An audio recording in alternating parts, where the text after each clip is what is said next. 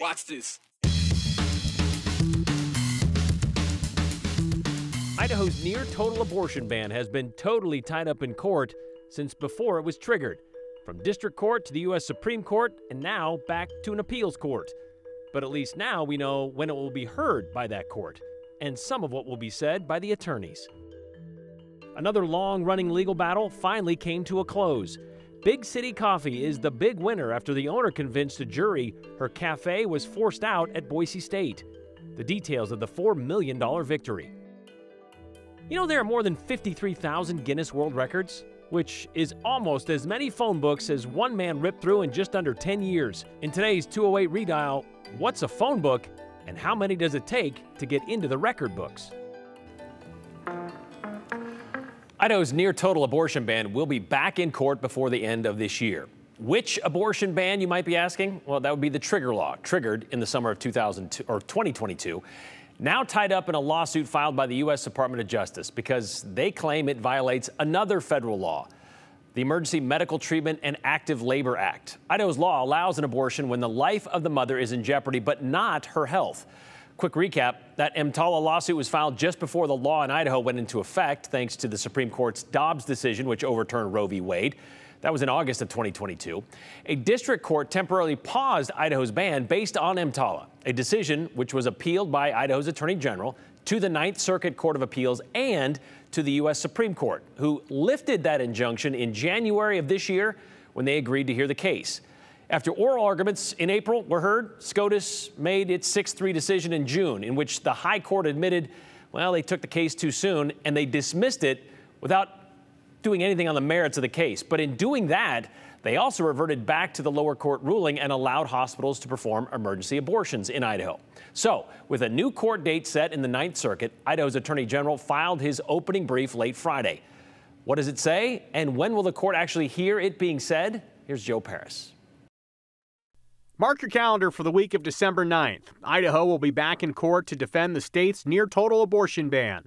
Idaho doctors have spoken out, saying that Idaho's law is unclear. What about the patient who's not on death's door, but is developing or is headed down the route of developing complications that will ultimately lead to end organ damage or need for transfusion or an ICU admission or a need for dialysis or a need for a hysterectomy and lose their potential fertility in the future? We want to prevent even that from occurring. Idaho's Attorney General says that Idaho law is clear. If a doctor in good faith has a good faith belief that a woman could potentially die because of the situation that she's in, that our law already allows for an abortion for a pregnancy to be terminated. SCOTUS didn't rule on any merits of the case, so that will now fall to the Ninth Circuit.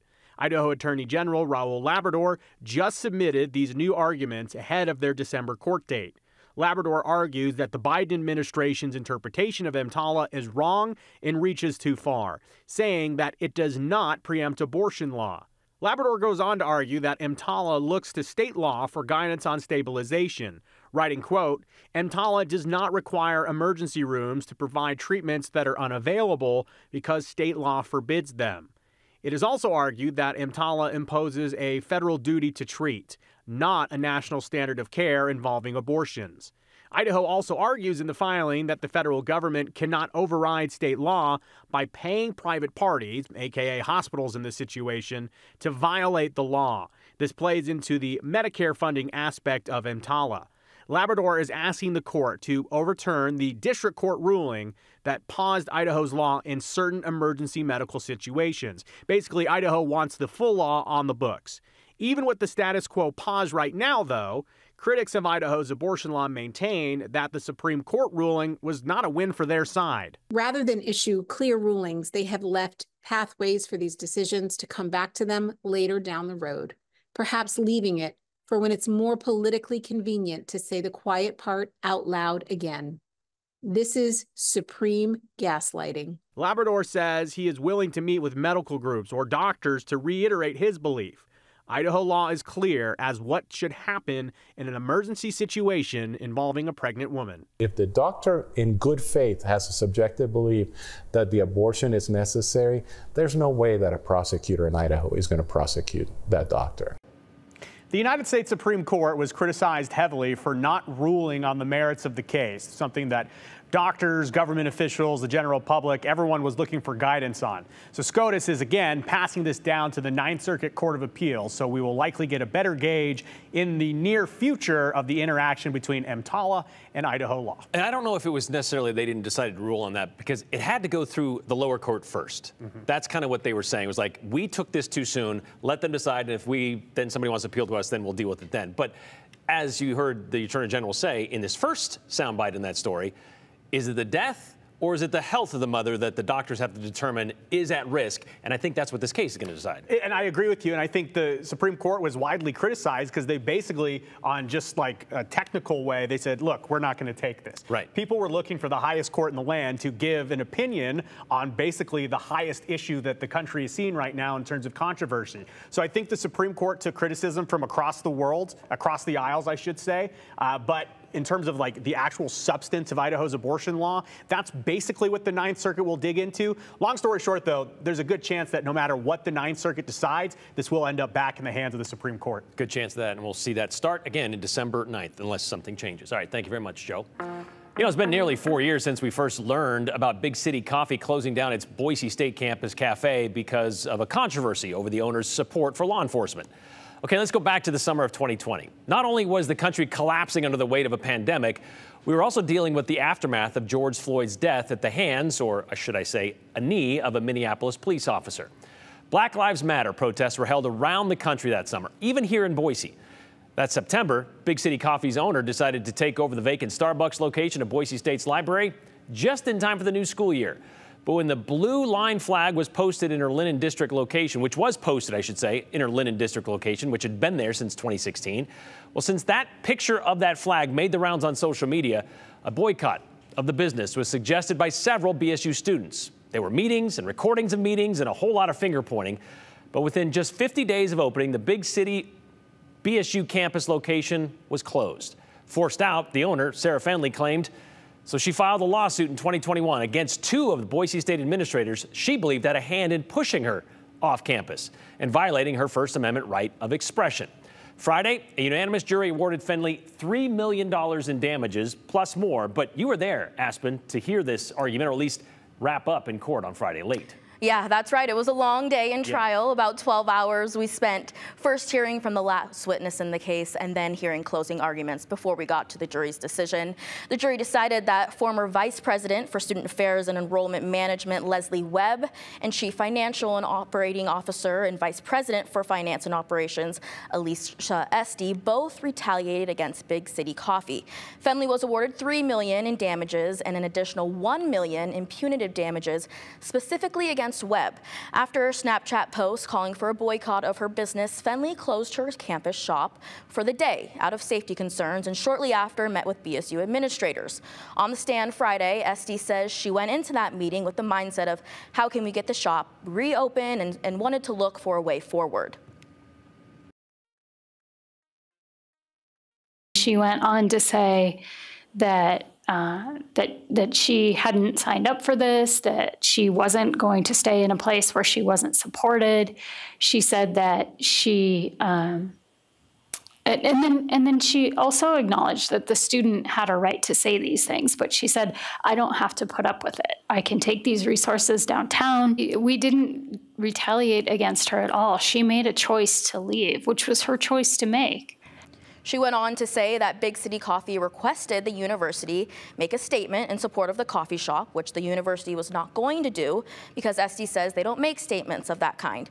Esty also says Fenley wanted the university to enforce the student code of conduct against the student who spoke out, which the university also said they were not going to do because everyone has First Amendment rights. Fenley's attorney, Mike Rowe, says the university went into that meeting to get Big City Coffee off campus and that they mistreated a small business instead of doing the right thing.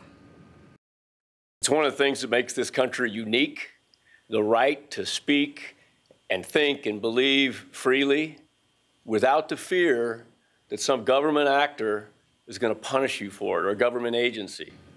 Since the decision, the BSU administrator's lawyer, Keely Duke, says she intended to appeal this decision. I asked her today if they've already done so and did not hear back from her. Brian, the two Boise State administrators are listed as independent defendants in this case. Okay. So it's unclear whether or not they're responsible for paying the damages, if it's the university or insurance. We reached out to Fenley's attorney today also to see if he could tell us what that answer is and didn't hear back. It's interesting, when we first covered that story back in 2020, we talked to President Marlene Trump, who's no longer part of this lawsuit. She was taken out of this lawsuit long ago. But she said then, you know, the university is about diversity and bringing people together from all sides to talk about stuff.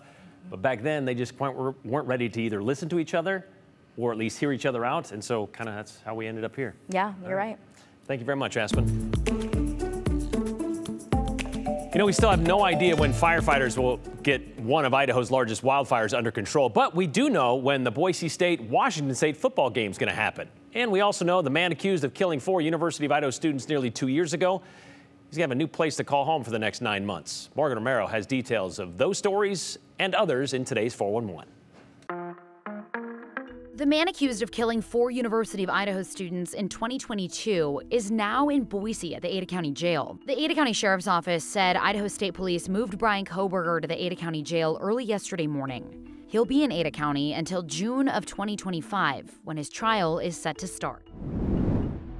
The lava fire burning southwest of Cascade has grown to almost 96,000 acres and is 26% contained. But good news, evacuations in Zone 3A, including Cascade, are over because the fire is no longer threatening that area. There's a community meeting for the lava fire tonight at 7 o'clock in the Indian Valley Community Hall. Another Kroger trial started today in Western Washington for an antitrust lawsuit trying to block the proposed merger between Kroger and Albertsons. Washington State Attorney General Bob Ferguson filed the lawsuit in January, saying the merger violates state antitrust law, eliminates Kroger's closest competitor, and causes consumers to pay more for less. Meantime, in Oregon, closing arguments are expected in a federal court hearing for the government's request for a preliminary injunction that would block the planned merger. Federal Trade Commission argues it would eliminate competition and raise grocery prices. Kroger filed its own suit against the agency last month, challenging the FTC's authority. Thousands of people celebrated the 35th annual Boise Pride Festival this weekend. Cecil DeAndrews Park in Boise was packed with entertainment, food, music, and more. New this year was a Trans Joy March. The theme was Proud of Who We Are. Kickoff time is set. Boise State takes on Washington State on the Blue at 8 p.m. Saturday the 28th. We're still waiting for confirmation, but the game will either be on Fox or FS1. Make sure to catch the Bronco Roundup Game Day show right here on KTVB ahead of time. And that's your 411 on the 208. I'm Morgan Romero.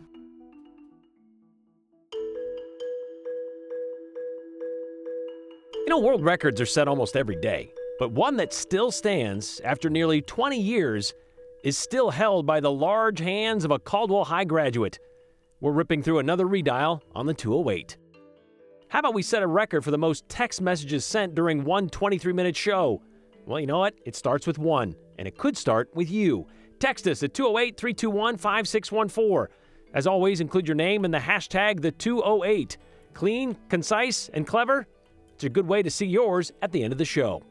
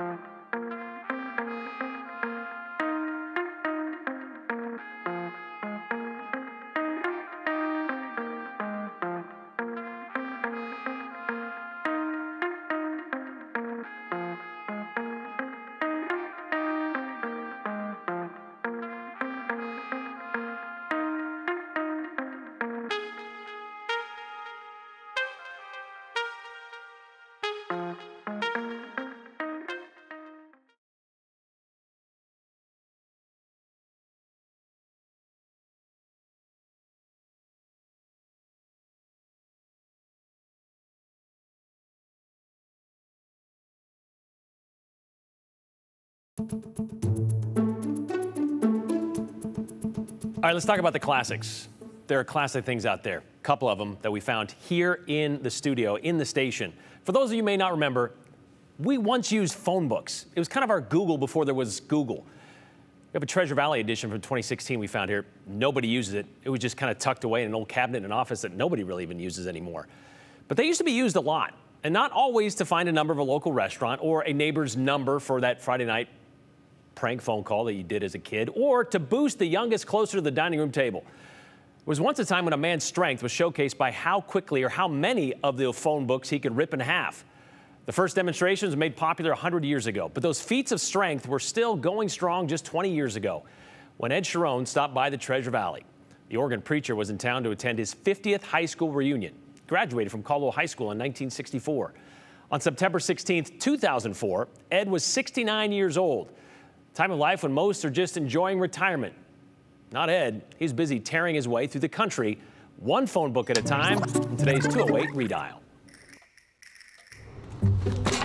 The average local phone book is a little over 3 inches thick. About 1,500 pages. Something Ed Sheeran knows, well, firsthand.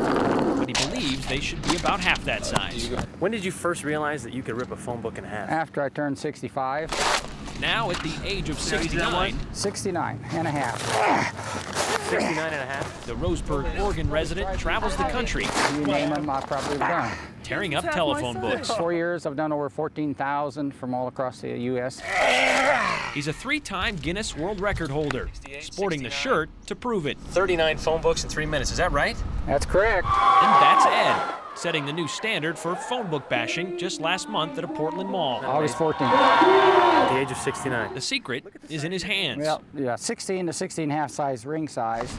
Today, Ed took his knapsack of names and a few from our newsroom. Adam Atchison's phone book here. To Boise State, where we decided to help Ed. I can draw a crowd anywhere. Spread his tearing testimony. I've never drank, smoked, or taken drugs in all my life. I've been a pastor for over 35 years. I've lived a clean Christian life. From old men to freshmen to Bronco linemen. I got no strength. Ed showed them all how to go right through the Roseburg, Portland, and the Boise phone book. That's 14,000 phone books. Over 14,000. And counting. I bet he's got a mean handshake. Yeah. Brian Holmes. You started with your teeth? Oh, no, you can't do that. Idaho's News Channel 7.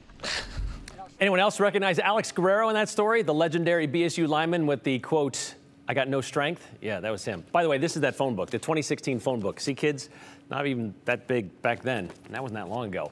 Ed tore through about 30 phone books that day at BSU with us, which is nothing compared to the 525 he said he did in one day, just to see if he could. In 2004, he already had broken the Guinness World Record 3 times. He made 39 phone books that August, but the next year, a new record was set at 55.